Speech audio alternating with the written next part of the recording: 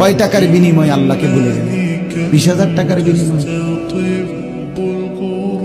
একটা দোকানে কয় হাজার টাকা বেতন, এই 30,000 40,000 টাকার বেচা কিনার বিনিময়ে আল্লাহকে ছেড়ে দিলেন।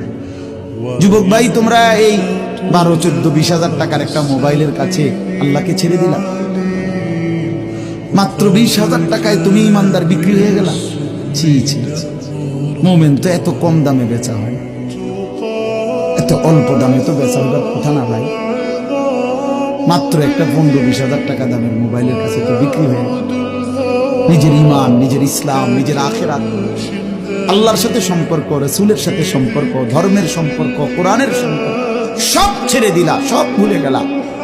তুমি চেনো না আল্লাহ কি, রাসূল কি, আখিরাত কি। তুমি চিনছো শুধু মোবাইল, নারী, ছবি, নর্তকী, জিনা, ব্যভিচার, অসভ্য দৃশ্য, বন্ধুদের আড্ডা। না ভাই, এত কম দামে ইমানদার বিক্রি।